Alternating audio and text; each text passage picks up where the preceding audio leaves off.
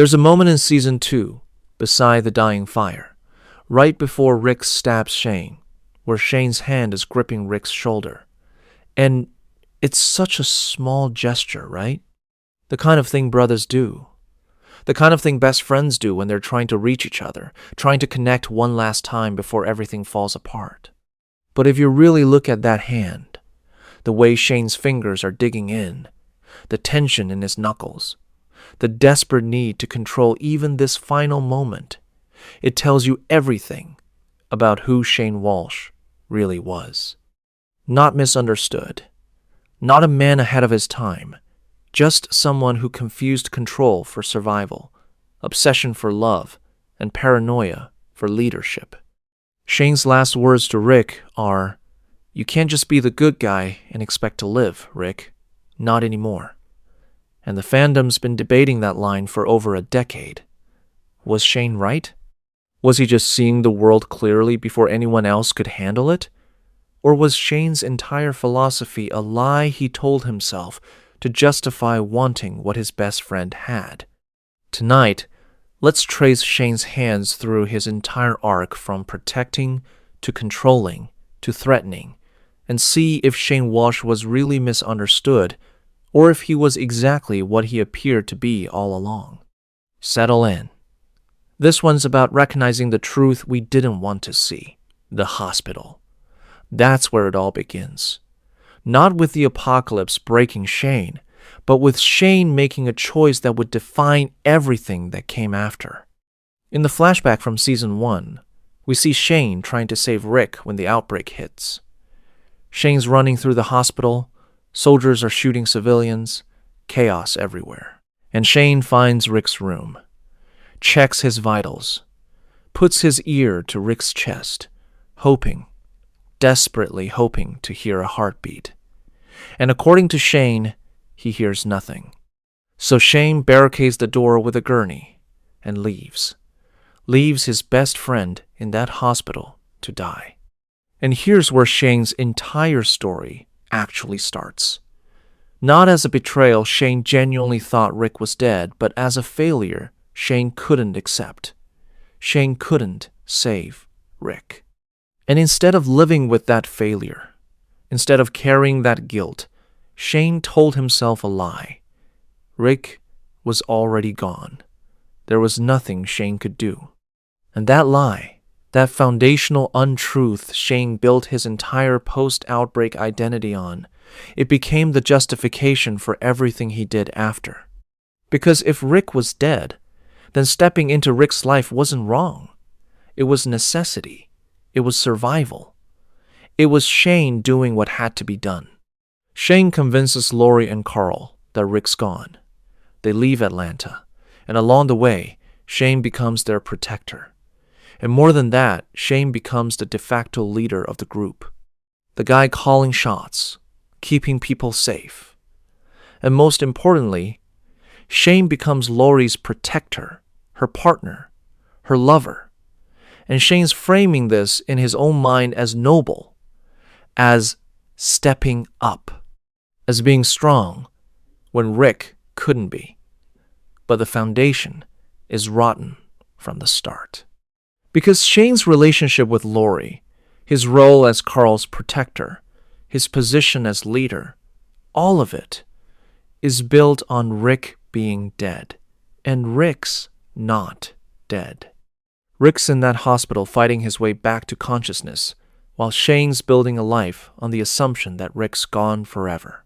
And here's the emotional anchor that defines Shane's entire arc. Shane's identity post-outbreak is built on a lie he told himself. And when that lie gets exposed when Rick walks back into camp alive, Shane's entire sense of self collapses. Because Shane's not Lori's partner anymore, not Carl's father figure, not the group's leader. He's Rick's best friend who moved on with Rick's wife while Rick was unconscious. And that's not noble. That's not necessity. That's just Shane taking what he wanted and calling it survival. The theory I'm working with here is that Shane didn't fail to save Rick through lack of effort. Shane failed to save Rick And in the moment of that failure, Shane made a choice, unconscious maybe, but a choice nonetheless. Shane wanted what Rick had, wanted Lori, wanted the family, wanted the leadership role. And Rick being dead meant Shane could have all of it without guilt. So when Shane couldn't find a heartbeat, Shane told himself Rick was gone, and Shane left. And Shane never looked back, because looking back would mean admitting that Shane might have been able to save Rick if he tried harder, stayed longer, fought more. And admitting that would mean admitting that everything Shane built afterward was on the foundation of abandoning his best friend. Here's the question I want you to sit with. If you thought your best friend was dead, would you move on with their spouse? Would you step into their life, their role, their family? Or would guilt stop you? Would the knowledge that you left them, even if you thought they were beyond saving, would that haunt you enough that you couldn't just take what was theirs? Because for most people, I think the answer is yes. Guilt would stop them. The weight of leaving someone behind, even with good reason, would make it impossible to just slide into their life. But not Shane. Shane doesn't seem to feel that guilt. Or if he does, he buries it deep enough that he can function, can lead, can love Lori, can teach Carl, can build a life on Rick's grave. And that tells us something about who Shane is, fundamentally. Someone who can compartmentalize. Someone who can take what he wants and justify it as necessity. Someone whose protective instincts were always, from the very beginning, about control, about owning, about making sure what was his stayed his. And that's not love. That's not leadership. That's possession. And possession, disguised as protection, that's Shane's entire philosophy. And it was there from the start. From the hospital. From the moment Shane's hand left Rick's chest and Shane walked away. Season 1 shows us Shane as the leader, the protector, the guy making hard calls. And on the surface, it looks like Shane's doing everything right.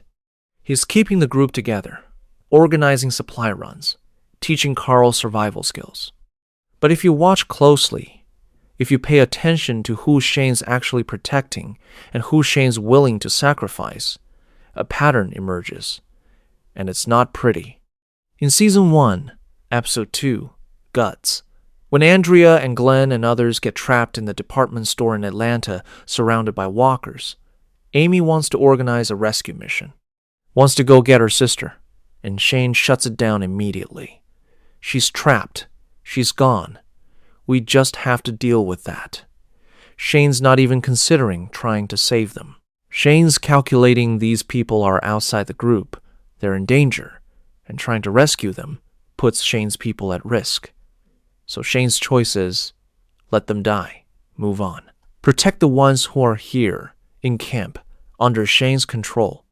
And the thing is, Shane frames this as pragmatism, as making the hard call, as doing what's necessary when everyone else is too emotional to see clearly. But Shane's pragmatism has a very specific pattern. Protect Lori and Carl. Everyone else is negotiable. When Shane's teaching Carl to tie knots by the campfire, Shane's playing father. When Shane's refusing to risk a rescue mission for people trapped in the city, Shane's playing leader. But Shane's not actually leading the group. Shane's protecting his claim, his family, the life he's built on the lie that Rick's dead. And then Rick comes back. Season 1, Episode 3, Tell It to the Frogs. Rick walks into camp, and everything Shane's built collapses in an instant. You can see it on John Bernthal's face, the way Shane's expression shifts from shock to something darker. Because Carl and Lori run to Rick. They're crying, holding him, and Shane's standing there watching his family, the family he thought was his, choose Rick. Choose the man Shane left in that hospital. And Shane's world implodes. Rick tells his story, how he woke up alone, fought through Atlanta, found the group through a miracle of luck and determination, and everyone's gathered around listening like Rick's a hero, like Rick's someone special. And Shane's sitting there with this look, not happiness that his best friend's alive, but resentment, bitterness. Because Rick's return means Shane loses everything.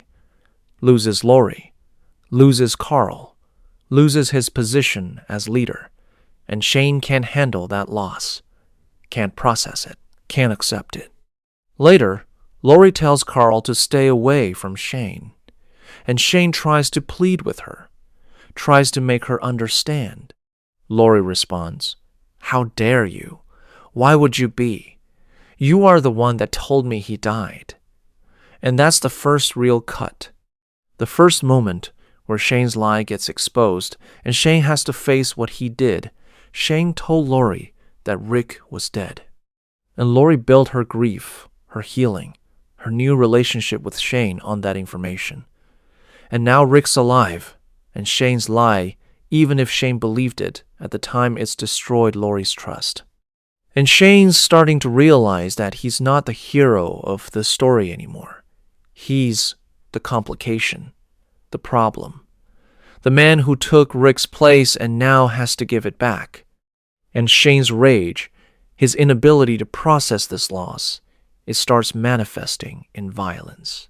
When Ed, one of the survivors, abuses his wife and antagonizes the women in camp, Shane beats Ed nearly to death.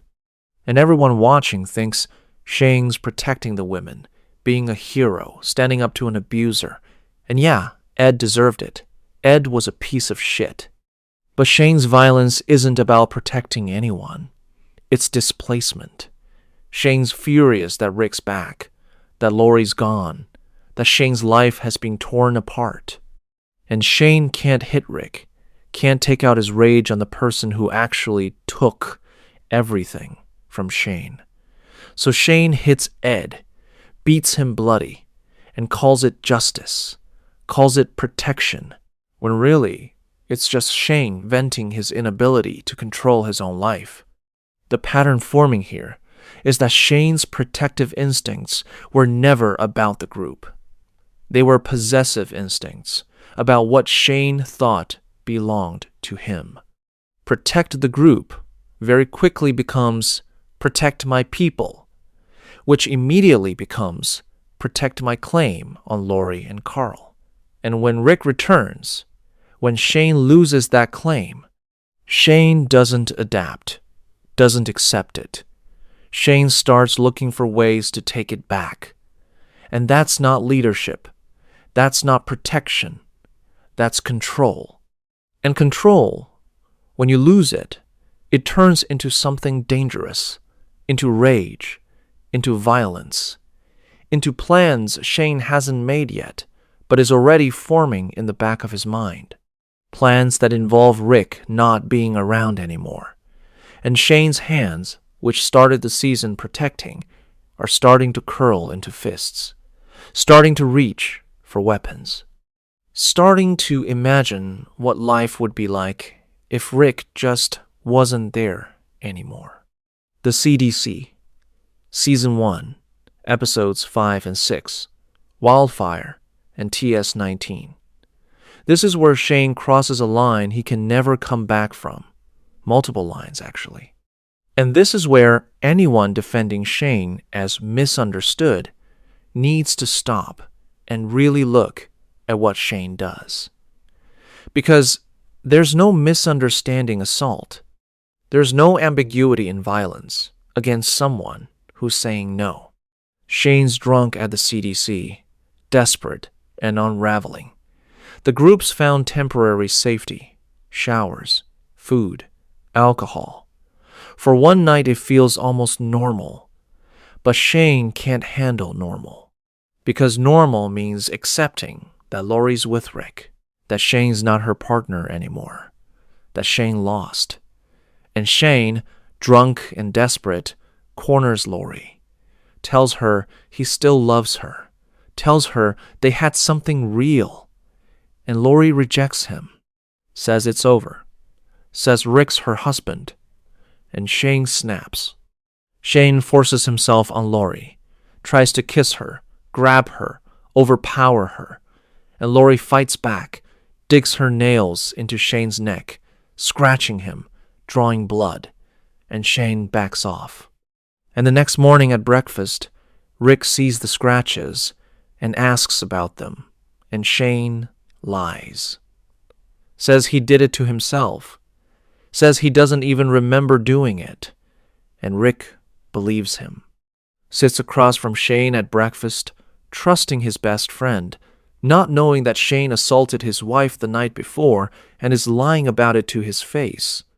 This is the moment where misunderstood Shane should die for everyone watching.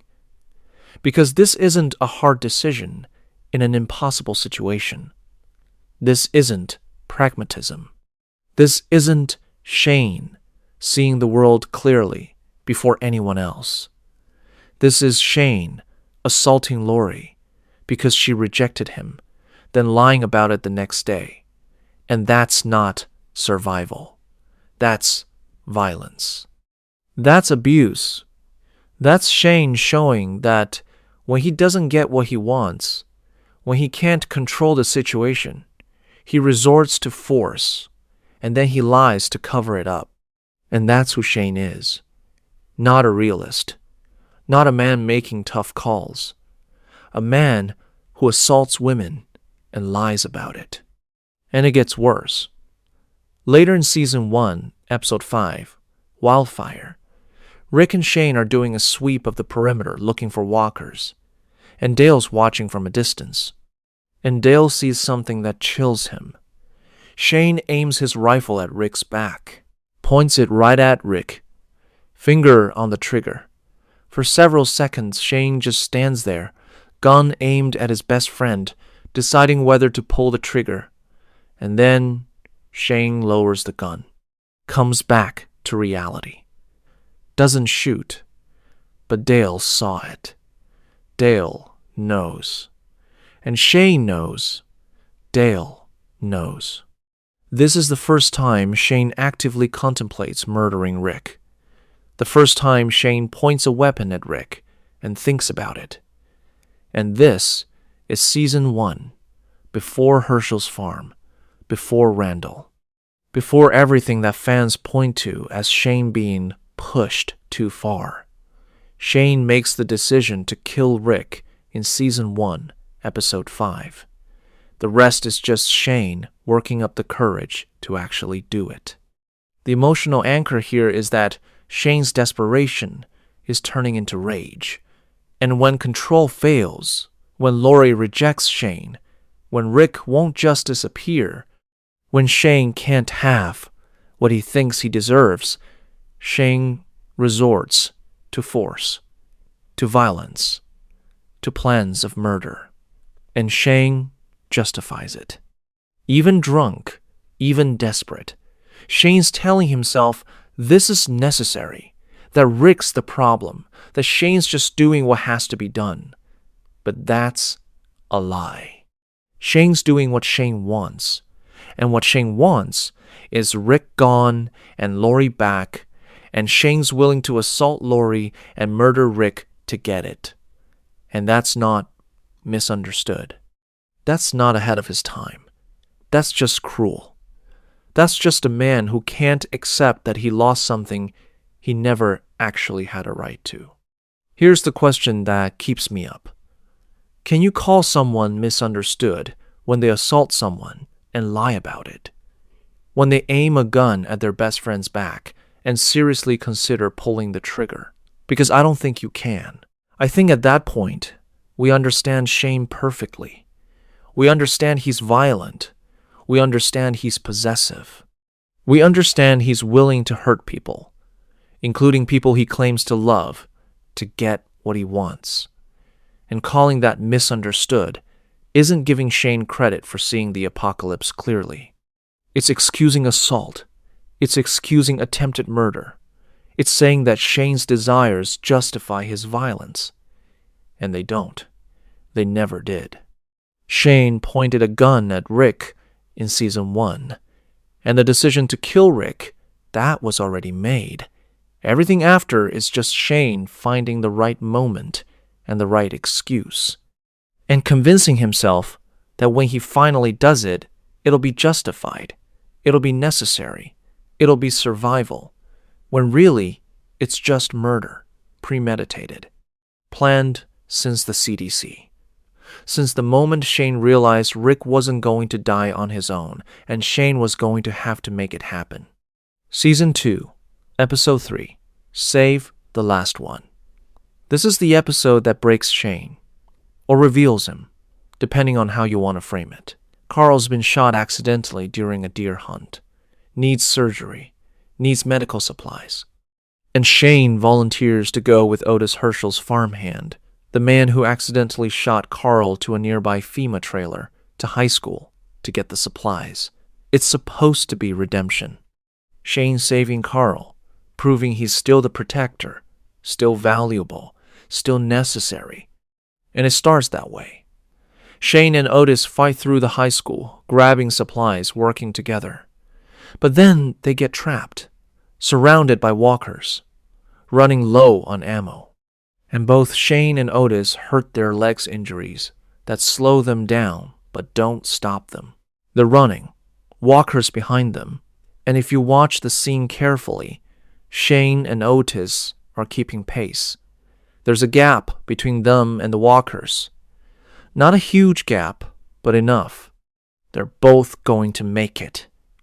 It's going to be close, it's going to be exhausting, but they're both going to make it back to the farm. And then Shane looks over his shoulder, sees the walkers, sees Otis struggling but keeping up, and Shane makes a choice.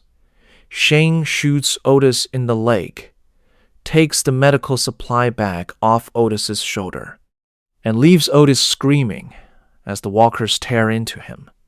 Shane uses Otis as bait, sacrifices him, listens to Otis's screams as Shane limps away with the supplies. And here's where the fandom splits. Because some people watch that scene and say, Shane did what he had to do, that both of them were going to die, that Shane made the hard call to save Carl, that Otis's death bought Shane the time he needed to escape. But if you actually watch the scene, if you pay attention to the distance between them and the walkers, the pace they're moving, both of them would have made it. They were keeping pace. The gap wasn't closing fast enough to catch them before they reached safety. Shane didn't sacrifice Otis out of necessity. Shane sacrificed Otis out of panic.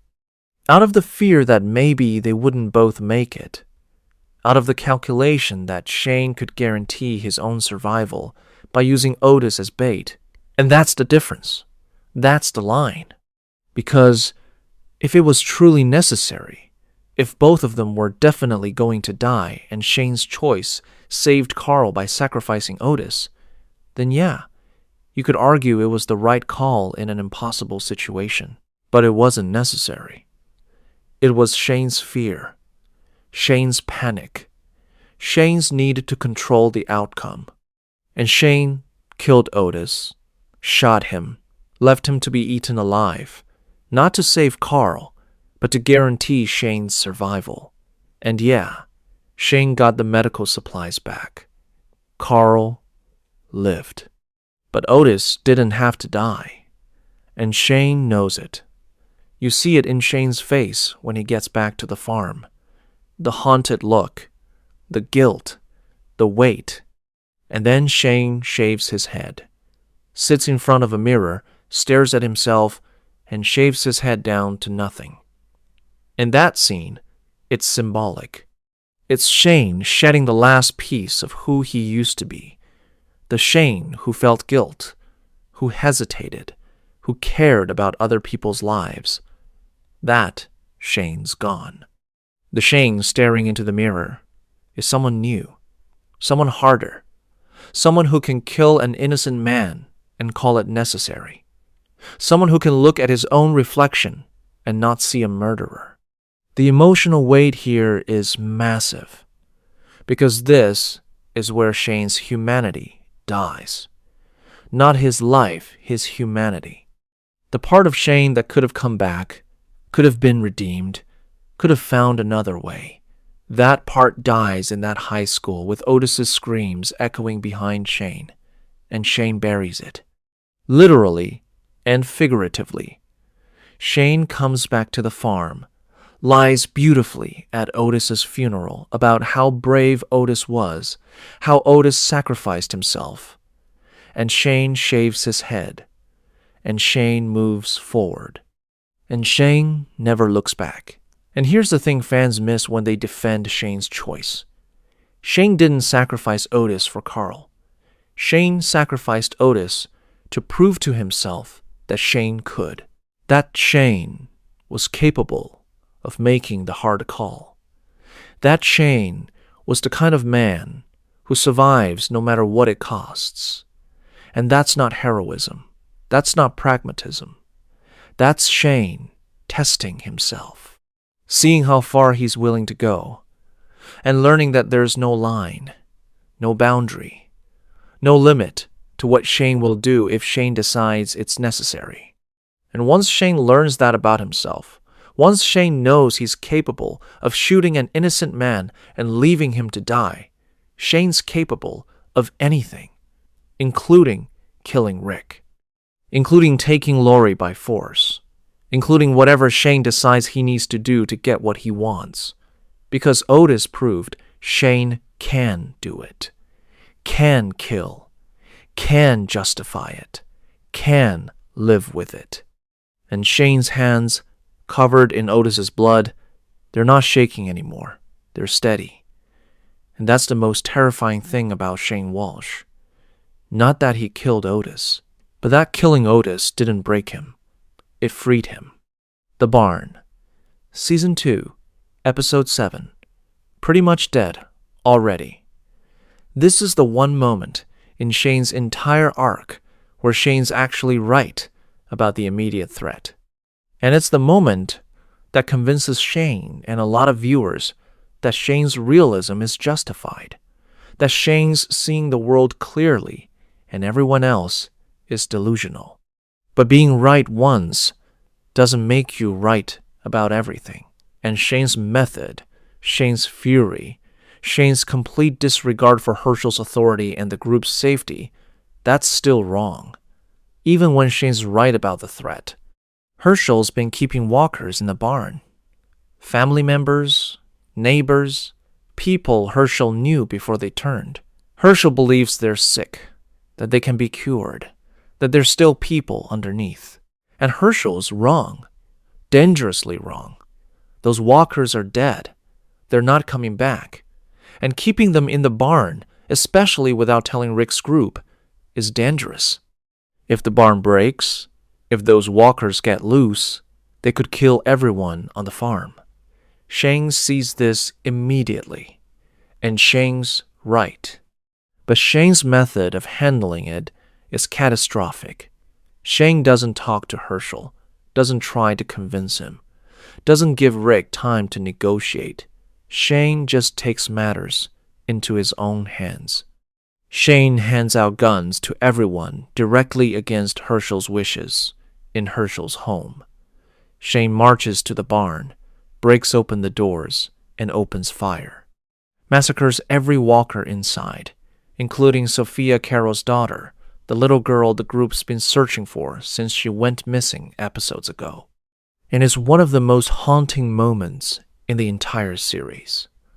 Sophia stumbling out of the barn as a walker, the group realizing she's been dead this whole time, that all their searching, all their hope, it was for nothing, and Shane standing there, gun smoking, vindicated, because Shane was right. The walkers were dangerous. Herschel's hope was delusion, and Shane just proved it in the most brutal way possible. But here's the thing. Shane being right about the barn doesn't make Shane's method right, because Shane's actions have consequences. Herschel's devastated Shane just slaughtered Herschel's family in front of him. Herschel wanted Rick's group gone immediately. It's only Rick's pleading, Rick's negotiation, that convinces Herschel to let them stay. Shane's fury, Shane's need to be right, to prove his point, to show everyone that he sees the world clearly and they're all naive. It nearly got the entire group kicked off the farm, nearly left them homeless in winter, with walkers everywhere. And Shane doesn't care, because Shane was right. And being right, to Shane, that's all that matters. The emotional anchor is that one moment of being right reinforces all of Shane's worst instincts. Because Shane learns the wrong lesson from the barn.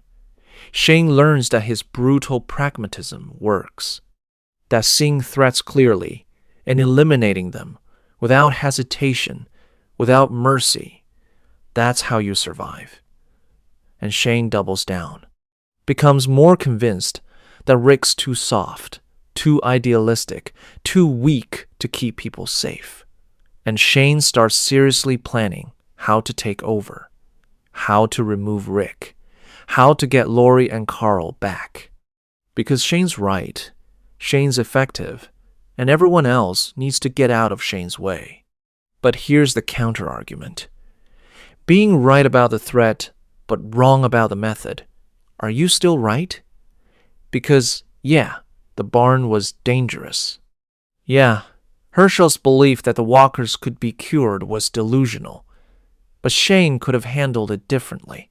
Could have worked with Rick to convince Herschel. Could have cleared the barn quietly without traumatizing everyone. Could have shown some respect for Herschel's grief and the fact that they're guests on Herschel's farm. But Shane doesn't do any of that. Shane acts in fury, acts to prove a point, acts to establish dominance. And Shane nearly gets everyone kicked out in the middle of winter. And that's not good leadership. That's not pragmatism. That's Shane's ego and Shane's rage, making him act recklessly. And here's the pattern. Shane's realism is really just an excuse for rage and control. Shane sees a threat. Shane eliminates it violently. Shane calls it necessary. But Shane's not making calculated decisions. Shane's making emotional decisions and justifying them afterward. Shane's angry Herschel won't listen. Angry Rick's still in charge. Angry that everyone's searching for Sophia when Shane thinks she's obviously dead. And Shane takes that anger and channels it into the barn massacre and calls it survival, calls it seeing clearly, when really it's just Shane being unable to control his rage. And rage, dressed up as realism, that's Shane's entire philosophy. And the barn proves it. Because yeah, Shane was right about the walkers. But Shane's method, violent, public, humiliating to Herschel, dangerous to the group's shelter situation that shows Shane's not making decisions from logic. Shane's making them from fury. And fury, no matter how often it happens to be right, it's not a substitute for leadership. And being right once doesn't erase all the times Shane's rage has endangered people. Doesn't erase Otis. Doesn't erase the assault on Lori. Doesn't erase aiming a gun at Rick. Shane's right about the barn, but Shane's still wrong about everything else. And one moment of being right just makes Shane more dangerous. Because now Shane's convinced he's justified. And Shane's hands, which opened that barn and pulled those triggers, they're not protecting anyone. They're threatening everyone. And Shane doesn't even see it. Randall. Season 2, the back half. This is where Shane's plan crystallizes. Where Shane stops pretending to care about the group and starts actively plotting to kill Rick and take what Shane thinks belongs to him.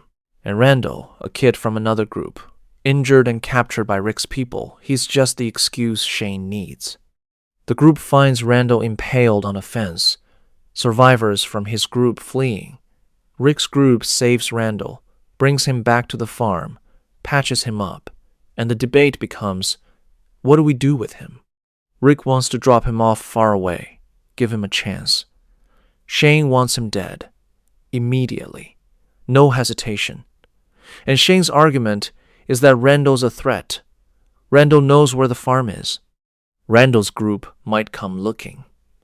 Better to kill him now than risk him leading hostile survivors back to Herschel's farm. And on paper, Shane's argument has logic. Randall is a potential threat. His group left him to die, but maybe they'll come back. Maybe Randall will want revenge. Maybe keeping him alive is a risk. But here's the thing. When Daryl interrogates Randall, Randall says something disturbing. Randall talks about his group, mentions that his group had 30 men and that they did terrible things. Randall specifically mentions a father and his 2 young daughters, and Randall makes it clear his group assaulted those girls. And Randall, nervous, says, "But I didn't touch those girls," which is a weird thing to bring up during an interrogation about group numbers and location. And Daryl's face hardens, because Randall just revealed he's part of a group that commits sexual violence. And even if Randall didn't participate, Randall's definitely complicit. So yeah, Randall's not innocent. Randall's part of a dangerous group, and the argument for killing him gets stronger. Rick even decides, briefly, that execution is the right call. But then Carl wants to watch. Carl, Rick's son, asks to witness the execution. And Rick can't do it, can't kill Randall in front of Carl, can't let Carl see his father execute a bound, helpless person. Because Rick's worried about who Carl's becoming, worried that the apocalypse is making Carl hard, violent, desensitized. And Shane, standing there, he also tells Rick not to do it in front of Carl. So Rick doesn't. Rick decides to take Randall far away and release him instead. And that's when Shane makes his move. Shane volunteers to take Randall out into the woods, ostensibly to release him 18 miles away. Rick agrees. Shane and Randall drive out into the woods, and once they're far from the farm, Shane snaps Randall's neck, kills him, and then Shane stages it to look like Randall escaped, attacked Shane, and Shane had to kill him in self-defense. Shane comes back to the farm with a story. Randall got away. Shane tracked him, found him, had to put him down, and Shane's covered in scratches and bruises he gave himself to make the story believable. But Shane's real plan isn't about Randall. Randall's just the setup. Shane's using Randall's escape to lure Rick out into the woods alone. Shane tells Rick they need to find Randall together, just the 2 of them. And Rick, trusting Shane, agrees. They walk into the woods at night, and Shane leads Rick to a clearing. And Shane pulls his gun, points it at Rick. And Shane's plan becomes clear. Kill Rick out here, make it look like Randall or Walkers did it, come back to the farm as the grieving best friend, and step back into the role of Lori and Carl's protector. The emotional weight here is crushing, because Shane's hard decisions were never about the group. Shane didn't kill Randall to protect the farm. Shane killed Randall to create the situation where Shane could isolate and murder Rick. And that's not pragmatism. That's not realism.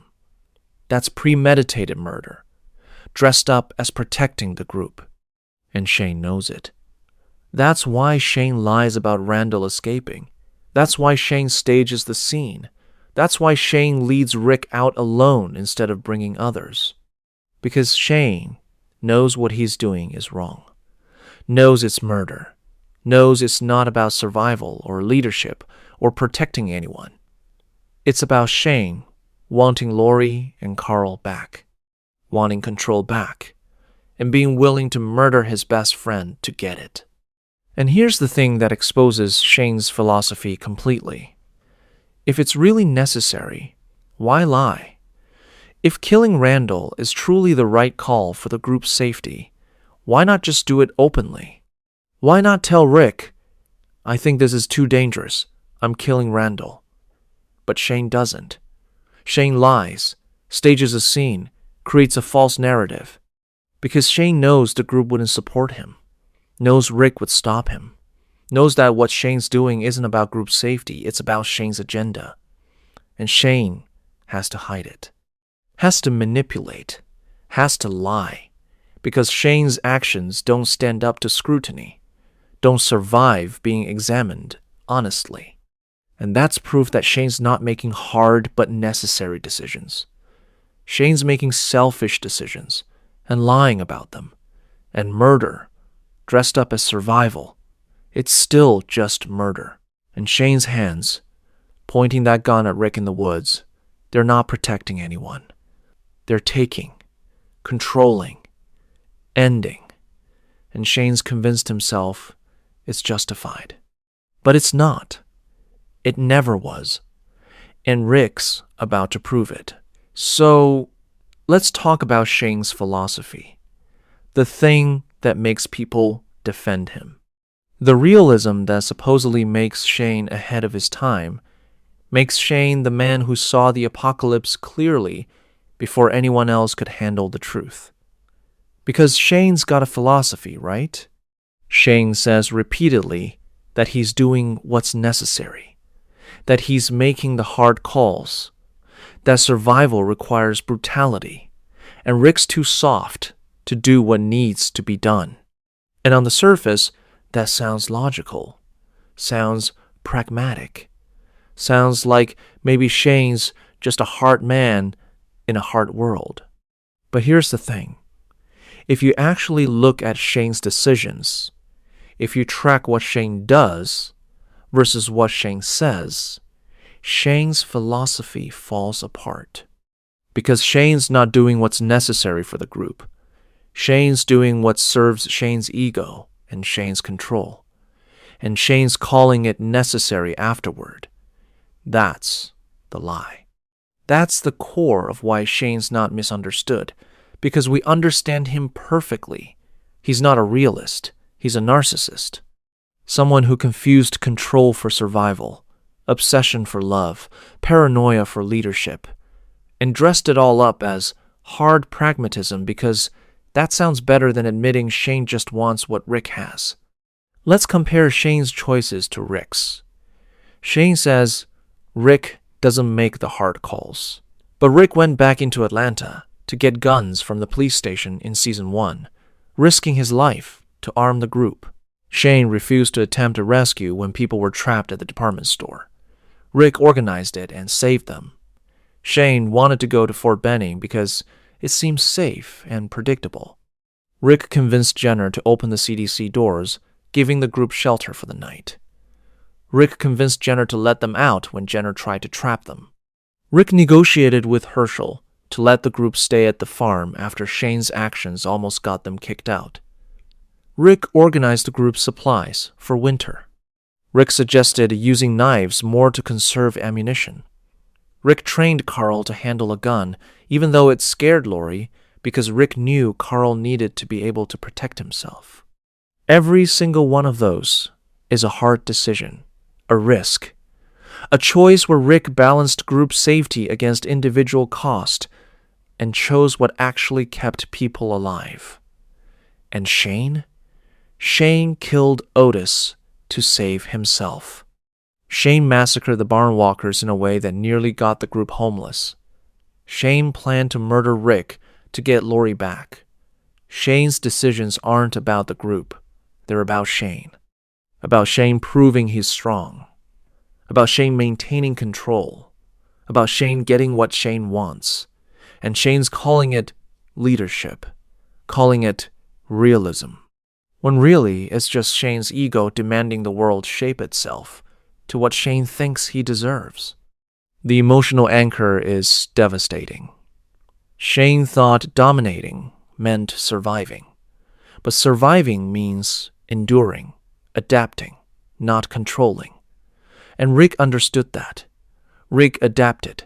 Rick learned. Rick made hard calls without losing his humanity.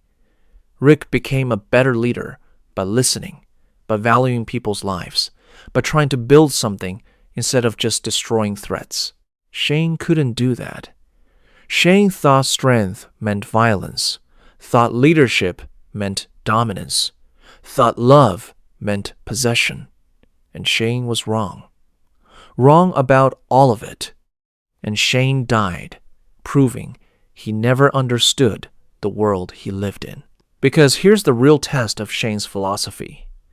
Shane says, you can't be the good guy and expect to live. That Rick's morality, Rick's compassion, Rick's unwillingness to become a monster, that'll get Rick killed. But Rick survives. Rick survives Shane's murder attempt. Rick survives the farm falling. Rick survives the governor. Rick survives Terminus. Rick survives the Saviors. Rick survives for 9 seasons.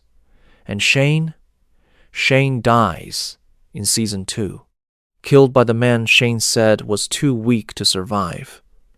Killed using the method Rick advocated, a knife, quiet, efficient. And Shane reanimates as a walker, proving doctor. Jenner's revelation that everyone's infected.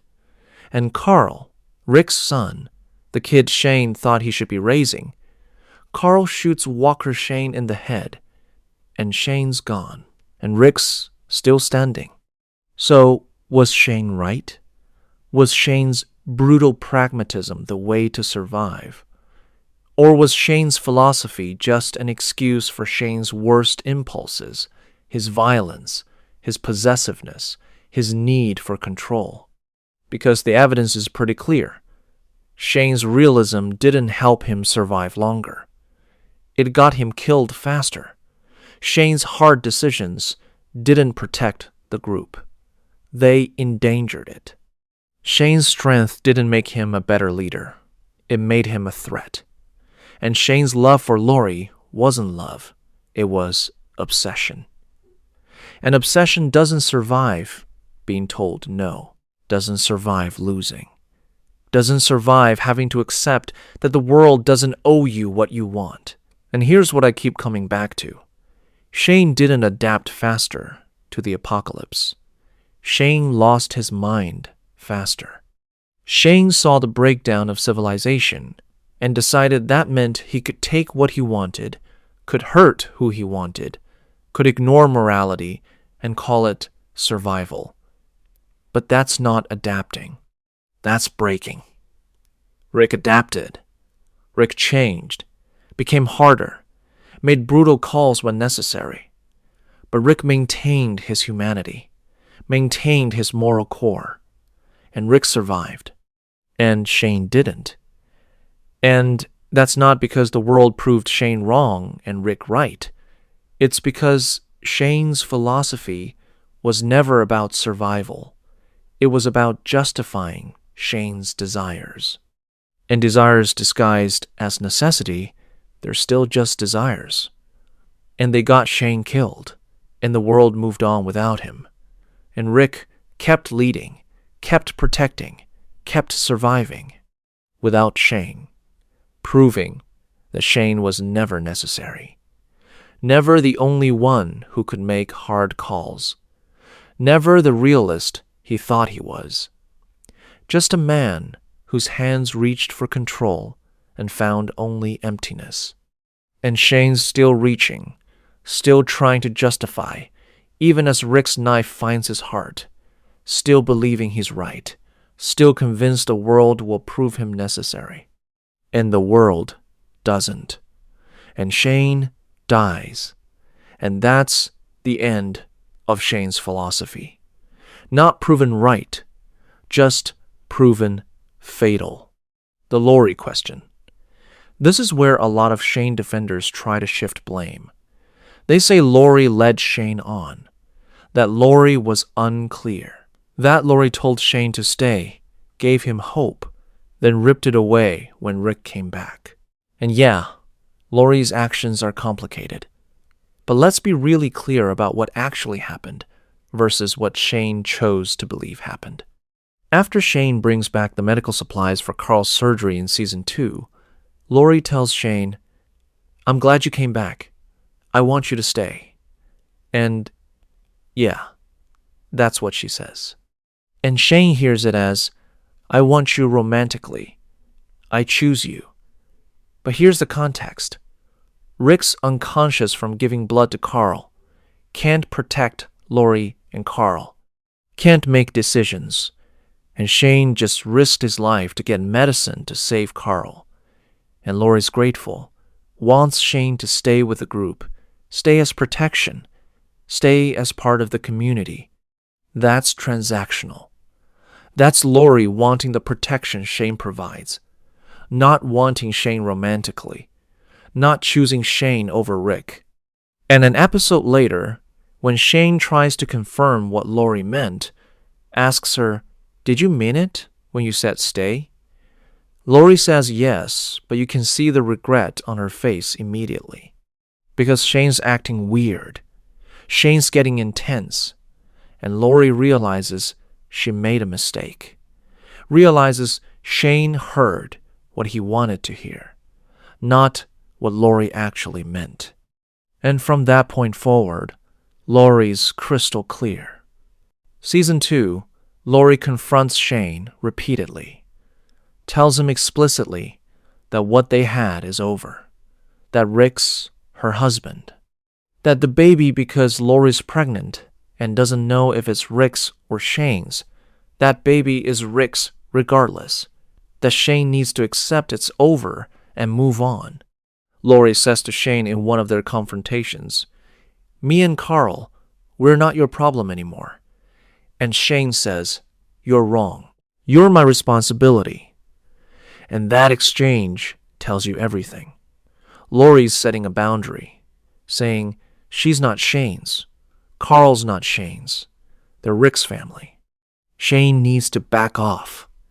And Shane's refusing. Shane's saying that Lori is his responsibility whether she agrees or not. That's not love. That's not even affection. That's possession. Shane's decided Lori belongs to him, and Shane's not accepting Lori's right to say no. And when Lori rejects Shane at the CDC, and Shane assaults her, and Lori later confronts Shane about it, Shane tries to flip it. Says, "I have a few mistakes under my belt, Lori. So do you." Trying to make it sound like Lori's equally responsible. Like Lori's actions being in a relationship with Shane when she thought Rick was dead are equivalent to Shane's assault. And they're not. Lori thought her husband was dead. Lori grieved. Lori found comfort with Shane. That's human. That's understandable. That's not manipulation. Shane assaulting Lori when she said no, that's violence. And Shane trying to make it sound like Lori's at fault for Shane's actions, that's manipulation. That's abuser logic. You made me do this. You led me on. This is your fault. And it's not. It never was. The emotional weight is that Lori didn't play games. Lori set boundaries. Shane ignored them.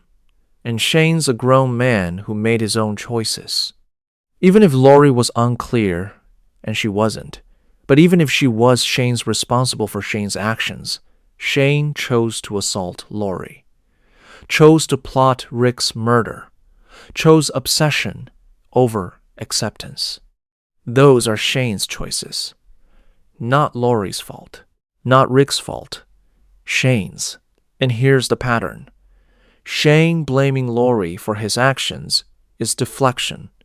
It's Shane refusing to take responsibility. Because if Shane admits that he assaulted Lori, that he planned Rick's murder, that he killed Otis and Randall, and nearly killed Rick, all for selfish reasons, then Shane has to admit he's not the hero, not the protector, not the realist, just a violent, obsessive man who couldn't accept losing. And Shane can't admit that. So Shane blames Lori, blames Rick. Blames the apocalypse. Blames everyone except himself. But here's the question I want you to sit with. Even if Lori was unclear, does that excuse Shane's assault? Does that excuse Shane's murder plot? Because I don't think it does. Shane's a grown man. Shane knows assault is wrong, knows murder is wrong, knows obsession isn't love. And Shane chose those actions anyway, chose to hurt people, chose to blame others, chose to justify violence as necessity, when really it was just Shane wanting what he couldn't have and being willing to destroy everything to get it. And that's not Lori's fault. That's Shane's character, Shane's choices, Shane's hands reaching for what isn't his and refusing to let go even when told no, even when rejected. Even when it's clear the only way Shane gets what he wants is through violence. And Shane chooses violence and calls it love and blames Lori for making him do it. And that's not misunderstood. That's just abuse, dressed up as romantic tragedy. And the fandom needs to stop excusing it, stop defending it, stop saying Lori's responsible for Shane's violence. Because she's not. Shane is. And Shane's choices, Shane's violence, those killed Shane. Not Lori, not Rick. Shane killed himself by refusing to accept reality. And his hands, which he thought were protecting, were really just choking the life out of everything he claimed to love. Until there was nothing left but rage and justification. And then there wasn't even that, just a knife in the dark and silence. Rick versus Shane. Who was really the better leader? Because this is the core of Shane's delusion. Shane doubts Rick constantly throughout season 1 and 2. Shane tells Lori that Rick's going to get people killed. Shane tells Rick that Rick doesn't have what it takes. Shane acts like Rick's weakness, Rick's compassion, Rick's unwillingness to become a monster, those are liabilities. That Shane's the one who really knows how to lead, how to keep people safe, how to make the hard calls Rick's too soft to make. But let's actually track what Rick does versus what Shane claims Rick can't do. Season 1, Episode 2. The group's out of supplies, desperate for guns. Rick volunteers to go back into Atlanta, the city they all barely escaped from, to raid the police station where Rick used to work. And Rick succeeds, gets guns, arms the group, gives them the ability to defend themselves. Shane refused to even attempt rescuing people trapped at the department store. Rick organized that rescue and pulled it off. Season 1, Episodes 5 and 6, Rick's group reaches the CDC hoping for answers, maybe a cure. The doors are sealed. Dr. Jenner's given up, isn't letting anyone in, and Rick refuses to leave. Rick pleads with Jenner, through the camera, to please open the doors, to give them a chance. And Jenner, moved by Rick's desperation, opens the doors, lets them in, gives them one night of safety, food, showers, and Jenner tries to trap them the next day. Lock them in while the CDC self-destructs. But Rick talks Jenner down, convinces Jenner to unlock the doors, saves everyone, again. Shane wanted to go to Fort Benning, wanted the safety of a military base. And Rick points out that Shane saw soldiers gunning down civilians at the hospital, saw the military failing to contain the outbreak. Why would Fort Benning be any different? And they later learned Fort Benning's overrun. Shane's plan would have gotten them killed. Rick's plan, CDC, then Herschel's farm kept them alive. At Herschel's farm, it's Rick who negotiates with Herschel. Rick who convinces Herschel to let them stay even after Shane's barn massacre nearly got them kicked out. Rick who organizes supplies for winter. Rick who suggests using knives more to conserve ammo.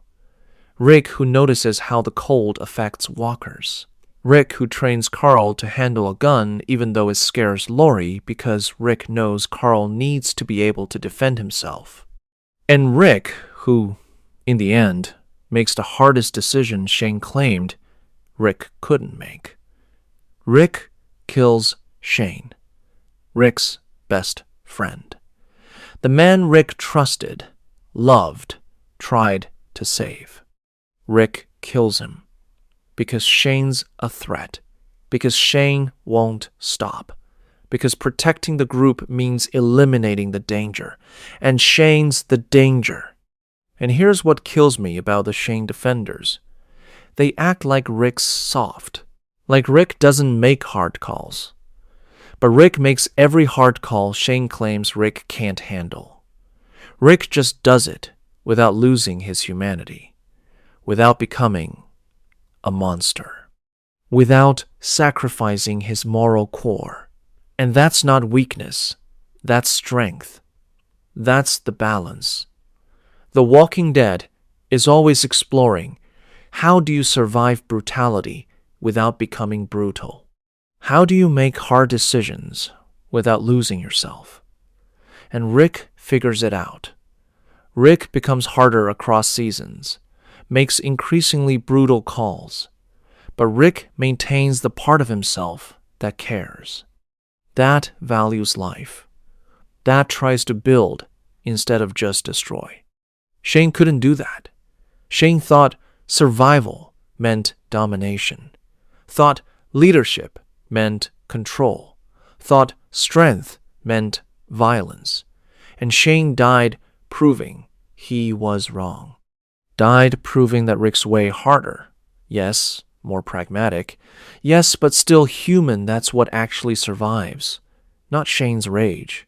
Not Shane's obsession. Not Shane's brutality disguised as realism. The emotional anchor is that Shane was too busy staring out windows, thinking about himself, to see Rick's actual leadership. Shane was too focused on what Shane lost. Lori, Carl, his position as leader, to notice that Rick was saving everyone repeatedly. Rick got them into the CDC. Rick saved them from Jenner. Rick negotiated the farm. Rick organized for winter. Rick made peace with Herschel after Shane nearly destroyed that relationship. Rick armed the group. Rick trained Carl. Rick. Every turn, Rick's the one making the calls that keep people alive. And Shane's the one creating threats, creating problems, endangering the group with his rage and his obsession and his inability to accept that he's not in charge anymore. And the final proof, Season 2, Episode 18, when Shane's got Rick at gunpoint in the woods, Rick doesn't panic. Rick doesn't beg. Rick pretends to surrender. Hands over his gun. Steps close. And stabs Shane in the heart. Uses a knife, just like Rick's been advocating. And Shane dies. And Rick survives. And Carl shows up and shoots Walker Shane. And Rick doesn't fall apart. Rick leads Carl away. Rick keeps moving. Rick keeps leading.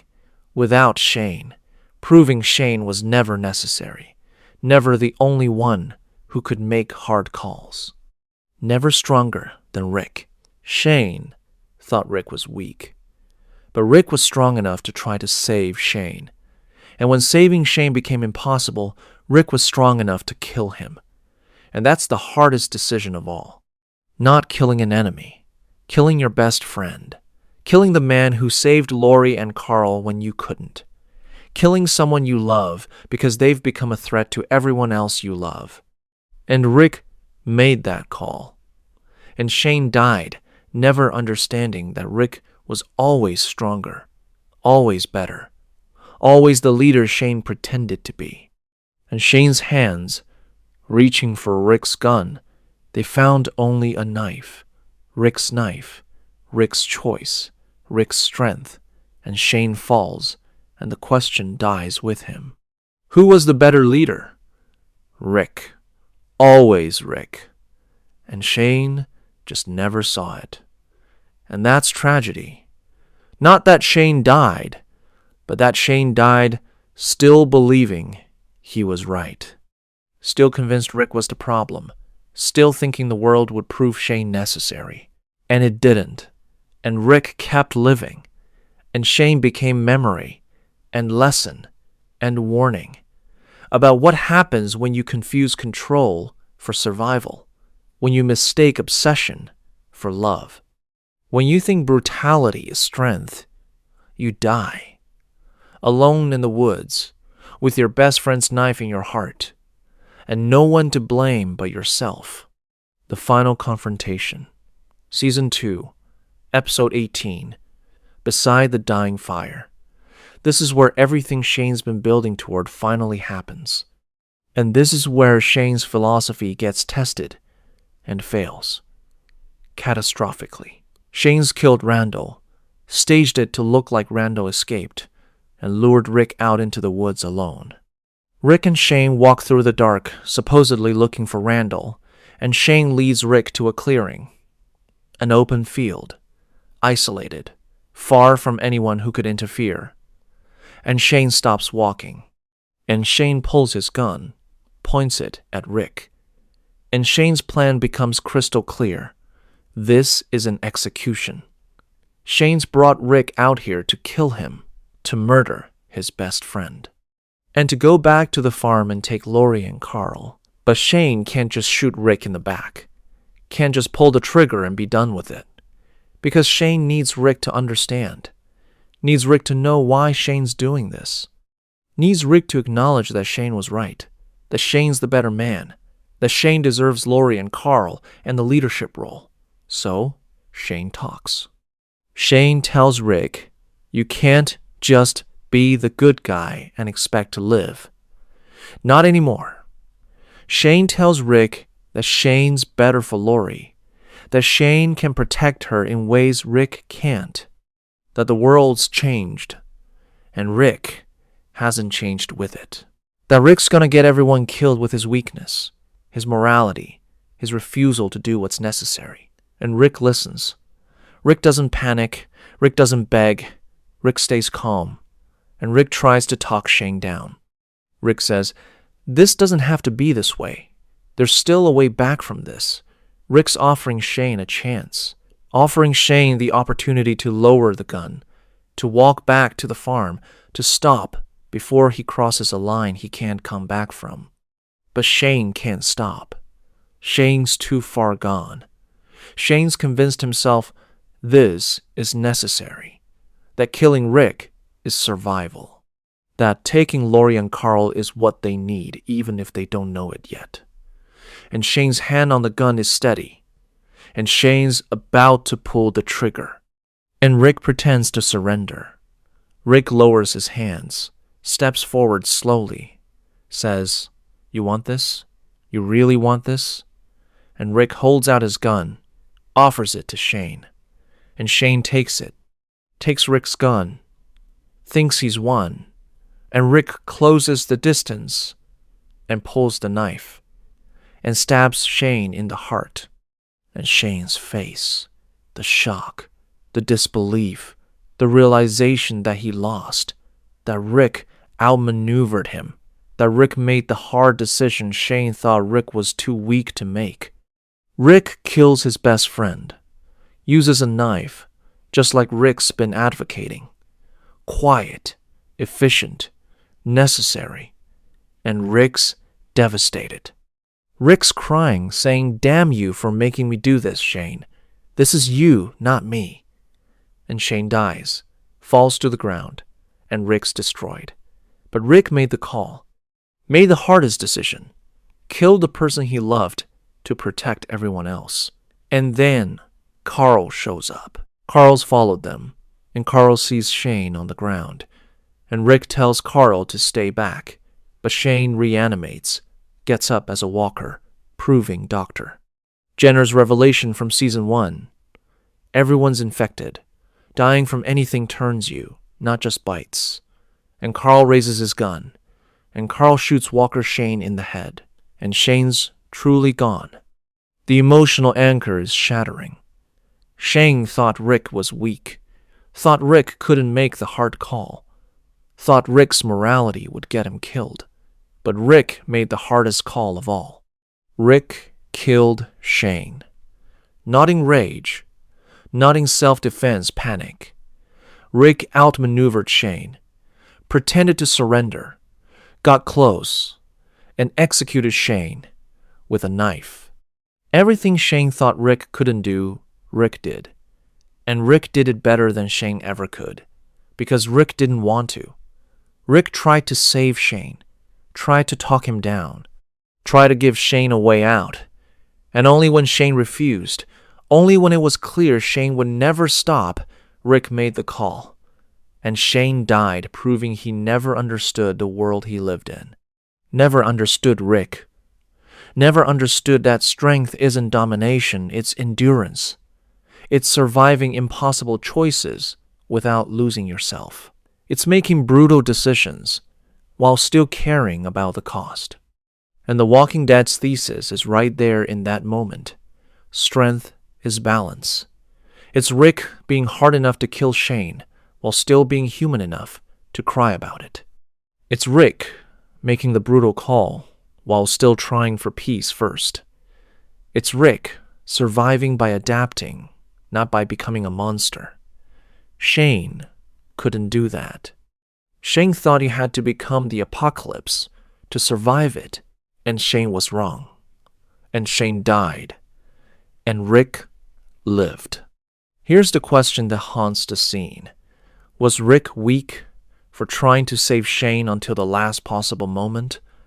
Or was Shane weak for never trying to save himself because Rick gave Shane every chance, every opportunity to step back, to choose differently, to find another way? And Shane refused them all. Shane chose murder, chose obsession, chose control over acceptance. And Shane died because of it. Died because he couldn't let go, couldn't adapt, couldn't survive losing. And Rick, who tried to save Shane even knowing Shane was trying to kill him, Rick's the one who survives. And that's not weakness, that's strength, the kind Shane never understood. The kind that lets you make brutal calls without losing your humanity. The kind that lets you kill your best friend and still cry about it, still wish there was another way, still carry the weight. And Rick carries it. Carries Shane's death across the rest of his arc. References Shane, struggles with Shane's ghost, questions whether he's becoming like Shane. And Rick never does. Rick stays human, stays balanced.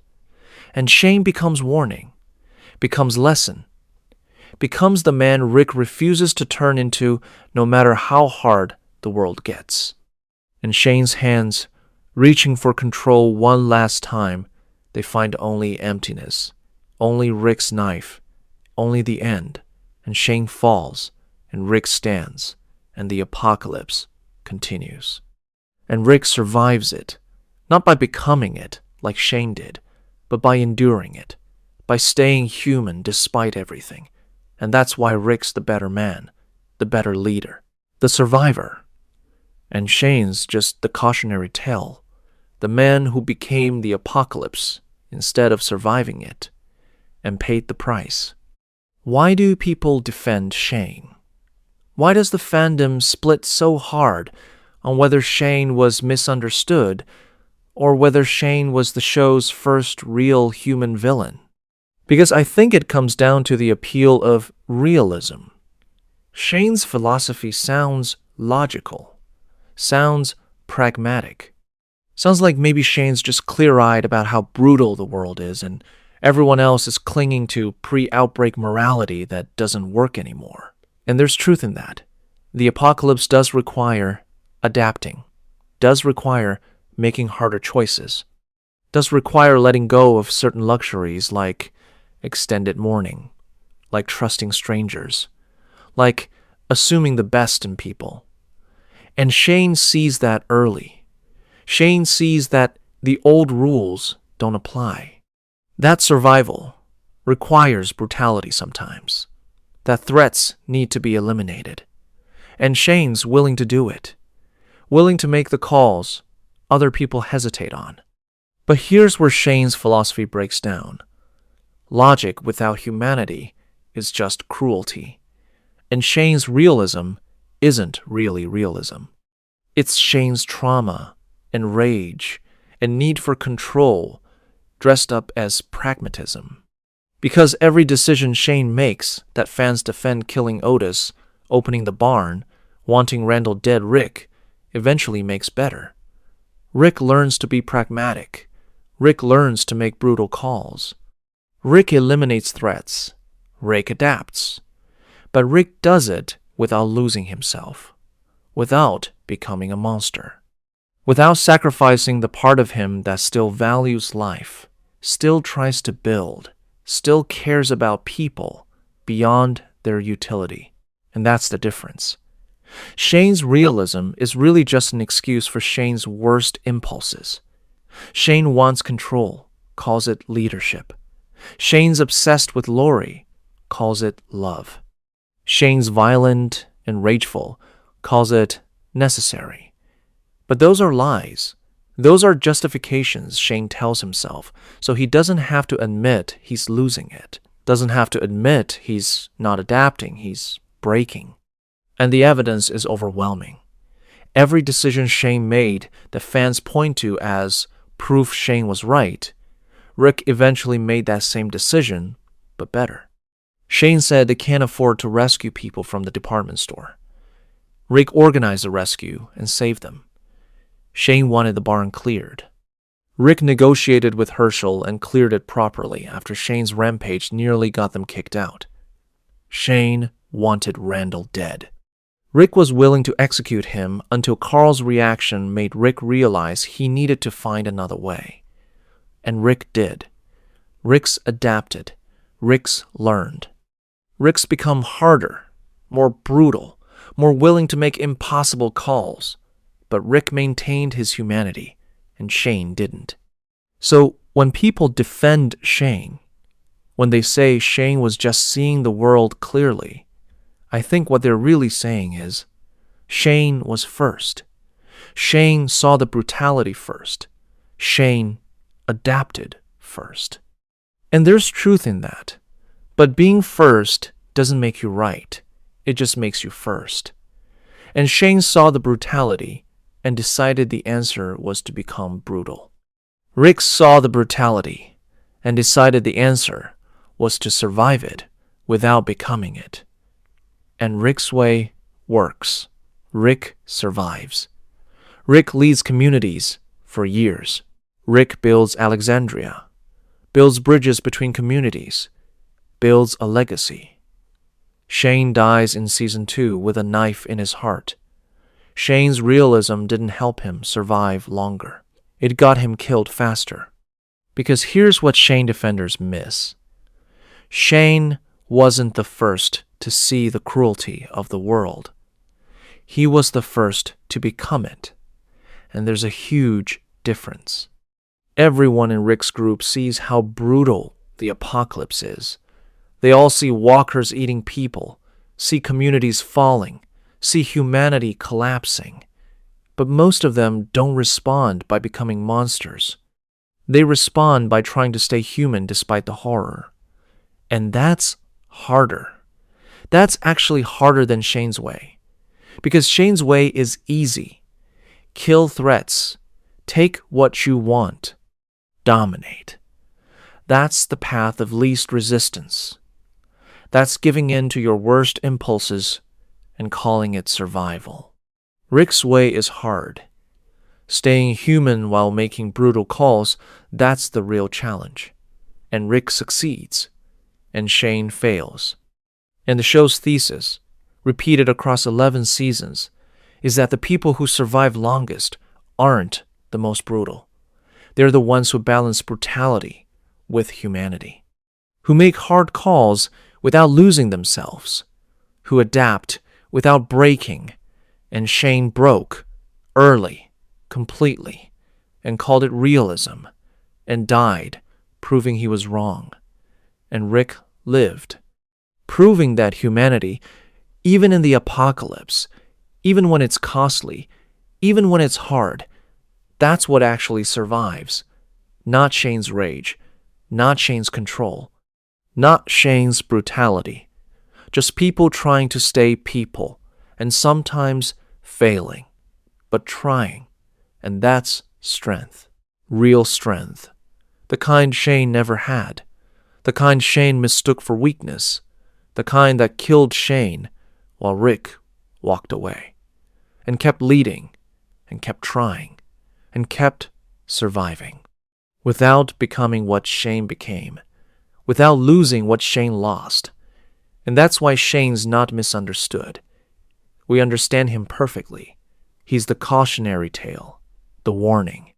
The man who saw darkness and decided to become it instead of enduring it. And darkness doesn't survive, it just consumes. And Shane consumed himself and left nothing but lessons and regret. Shane's legacy. What did Shane teach Rick? Because Shane's death doesn't end Shane's influence. Shane haunts Rick for seasons. Shows up in Rick's decisions, Rick's fears, Rick's internal debates about how far is too far. And I think Shane taught Rick two things: what not to become and what might be necessary. After Shane dies, Rick changes. Season 3 Rick is harder than Season 2 Rick. More willing to make brutal calls. More pragmatic. Rick becomes leader of the group, explicitly. No more democracy. Rick makes decisions and expects people to follow. Rick's suspicious of strangers. Rick's willing to kill threats preemptively. Rick's adapting, becoming the leader the apocalypse requires. And some of that, honestly, is Shane's influence. Shane's ghost whispering that softness gets you killed, that hesitation is weakness, that protecting your people requires brutality. But here's the key difference. Rick never loses his humanity. Rick becomes harder, yes, but Rick still values life, still tries to save people when he can, still builds communities instead of just destroying threats, still cares about the cost of his decisions, still questions whether he's doing the right thing. Shane never questioned. Shane was certain. Shane knew he was right, and everyone else was too weak or too naive to see it. Rick questions constantly, doubts constantly, struggles constantly with whether he's becoming a monster. And that self-awareness, that doubt, that's what keeps Rick human. That's what separates Rick from Shane, even when Rick's making decisions Shane would have made. Rick's Season 3 to 9 arc shows Rick struggling with Shane's ghost. Sometimes Rick makes calls that feel like what Shane would do, executing people, rejecting strangers, prioritizing his people over outsiders. But Rick always comes back, always questions, always tries to balance survival with humanity. And when Carl dies in Season 8, Carl's letters explicitly tell Rick to stop, to not become what Shane was, to prove there's another way. And Rick listens. Rick spares Negan, even though killing Negan feels justified. Rick builds peace, even though violence feels safer. Rick honors Carl's vision instead of Shane's. And Rick's arc becomes about refusing to turn into Shane no matter how much the world pushes him toward it. So Shane's legacy is complicated. Shane taught Rick that brutality is sometimes necessary, that making hard calls is part of leadership, that protecting your people requires being willing to eliminate threats. And those lessons, they're not wrong. Rick uses them, survives because of them.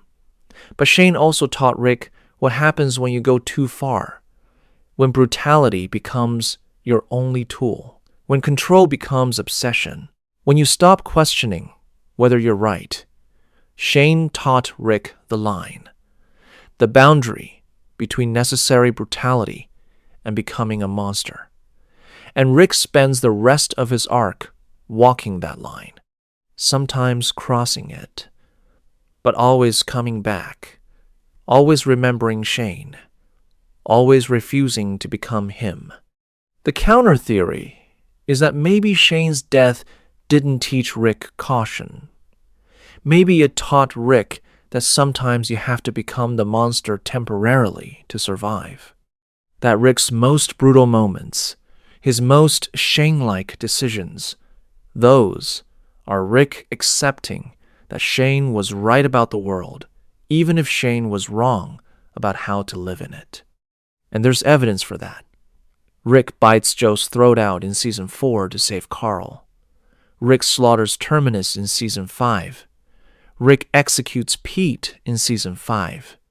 Rick threatens to kill the Saviors in Season 6. Rick's capable of incredible violence, capable of becoming exactly what Shane said he needed to become. But Rick always finds his way back, always remembers there's more to survival than just violence. And maybe that's the real lesson Shane taught. You can become a monster, temporarily, as long as you remember how to become human again. Shane couldn't do that. Shane became the monster and stayed there. Rick becomes the monster when he has to, then finds his way back. And that's the difference. Here's the question I want you to think about. Did Shane's death make Rick better or worse? Did losing Shane teach Rick necessary lessons about survival? Or did Shane's death traumatize Rick, push Rick toward brutality, make Rick question his own humanity in ways that hurt more than they helped? And I think the answer is both. Shane's death gave Rick painful but necessary knowledge, but it also scarred Rick, made Rick afraid of becoming Shane, made Rick doubt himself constantly. And maybe that's okay. Maybe doubt is what keeps you human. Maybe fear of becoming a monster is what prevents you from actually becoming one. And Rick carries Shane's ghost, carries the fear, carries the doubt, and survives. While Shane, who never doubted, who never feared becoming a monster because Shane thought he was just being realistic, Shane's dead. And maybe that's the legacy. Shane taught Rick what not to be. And Rick learned and lived. And Shane became warning, became boundary, became the line Rick refuses to cross. And that's not nothing. That's actually everything. Because surviving the apocalypse isn't about becoming the most brutal. It's about staying human enough that survival means something. And Shane forgot that. And Rick remembered. And that's why Rick's story continues, and Shane's ends. In a field, in the dark, with Rick's knife in his heart, and Shane's final lesson written in blood. Don't become this. Don't lose yourself. Don't confuse control for survival. Don't think brutality is strength, because it's not. It's just brutality, and it'll kill you, just like it killed Shane. Shane wasn't misunderstood. That's the conclusion I keep coming back to. Shane was exactly who he appeared to be.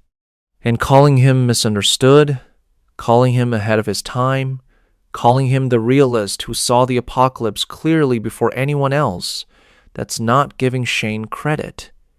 That's excusing him. Excusing his assault on Lori. Excusing his murder of Otis. Excusing his attempted murder of Rick. Excusing his narcissism, his rage, his obsession. And we can't do that. We can't let realism become a justification for violence. We can't let making hard calls excuse abuse. Can't let survival cover for someone who confused control for leadership, obsession for love, and paranoia for pragmatism.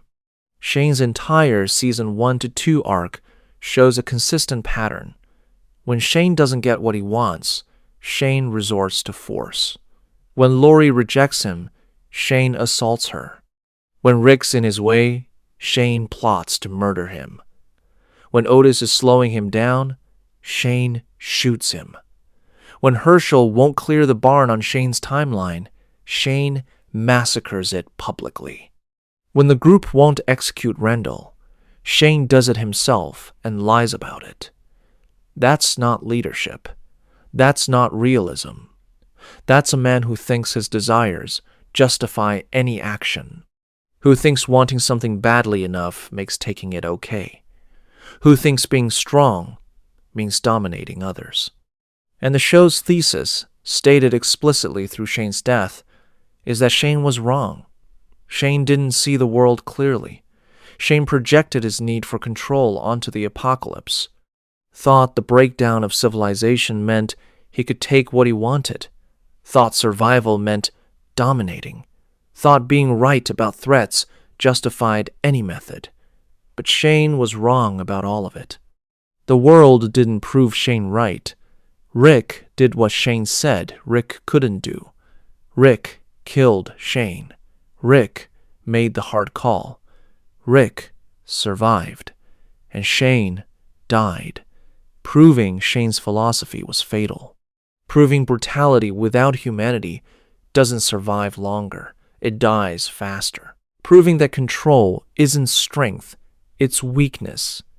Because Shane couldn't adapt, couldn't accept loss, couldn't survive not getting what he wanted. And that fragility, disguised as strength, it killed him. The evidence is overwhelming. Shane didn't see the world clearly. He saw his own trauma and rage reflected in the collapse and called it realism. Shane didn't make hard decisions for the group. He made selfish decisions and justified them afterward. Shane didn't protect people. He controlled them. And when control failed, he hurt them. And Shane didn't adapt to the apocalypse. He broke completely, immediately. The Shane who left Rick in that hospital, that's the same Shane who aimed a gun at Rick's back in season 1. The same Shane who assaulted Lori. The same Shane who killed Otis. Shane didn't gradually become worse. Shane was always this person. The apocalypse just revealed it. And that's The Walking Dead's thesis, that crisis reveals character, doesn't create it. The apocalypse didn't break Shane. The apocalypse showed who Shane always was underneath. Someone who thought he deserved Lori, who thought Rick being alive was an inconvenience Shane had to eliminate, who thought survival justified anything, who thought making hard calls meant doing whatever Shane wanted and calling it necessary, and the show punishes that. Shane dies proving he was wrong, dies at the hands of the man Shane said was too weak to survive, dies with Rick's knife in his heart, the knife Rick advocated for, the method Shane mocked, and Shane reanimates, and Carl shoots him. And Shane's gone, and the world keeps turning, and Rick keeps leading, proving Shane was never necessary, never right, just loud, just violent, just convinced of his own righteousness in a way that made him dangerous. When people defend Shane, when they say Shane was misunderstood or ahead of his time, I think what they're really saying is Shane's brutality feels satisfying. Shane doing what needs to be done without hesitation, that's cathartic, and I get it. There's a part of all of us that wants simple solutions, wants to eliminate threats without moral complexity, wants to believe that being strong means being brutal, and anyone who hesitates is weak. But that's fantasy. That's not how survival works. That's not how humanity works, and The Walking Dead knows it. Rick survives by balancing brutality with humanity, Daryl survives by caring even when it costs him. Carol survives by questioning her own methods. Michonne survives by building instead of just destroying. The characters who live longest aren't the most brutal. They're the ones who stay human despite everything. Shane couldn't do that. Shane thought humanity was weakness, thought caring was liability, thought love was possession. And Shane died because of it. Died alone in a field with his best friend's knife in his heart, and his last words still claiming he was right, still claiming Rick was too weak, still believing the world would prove Shane necessary. And it didn't. And Shane's hands, which reached for control his entire arc, they fall away. They let go, finally, permanently. And there's no one left to control, no one left to threaten. Just emptiness, just the end, just Shane's body on the ground and Rick walking away. And that's Shane's legacy. Not misunderstood, not ahead of his time, just wrong. Completely, fatally, about everything. And if we excuse Shane's violence as realism, what does that say about us? What does that say about what we're willing to accept? What does that say about whether we learned the lesson Shane's death was supposed to teach? Because The Walking Dead isn't subtle about it. Shane's way gets you killed. Rick's way harder. Yes, more painful. Yes, full of doubt and questioning and struggling to stay human. That's what survives. And maybe that's the real horror. Not that the world is brutal, but that staying human in a brutal world is so hard that people like Shane give up, stop trying, become brutal themselves, and call it survival, and die, proving they were wrong. And we're supposed to see that. Supposed to understand Shane perfectly. Supposed to recognize him as the warning he is. Not the hero. Not the misunderstood martyr. Just the man who thought the world broke him, when really it showed him who he always was, and who he was got him killed, and Rick survived. And that's the answer. That's what The Walking Dead has been trying to tell us since Season 2. Don't be Shane. Be Rick. Be someone who makes hard calls without losing yourself. Be someone who questions whether you're becoming a monster. Be someone who cares about the cost, because that's strength. Real strength. The kind that survives. And Shane never had it, and never understood it, and died reaching for control one last time, and found only Rick's knife, and darkness, and the end.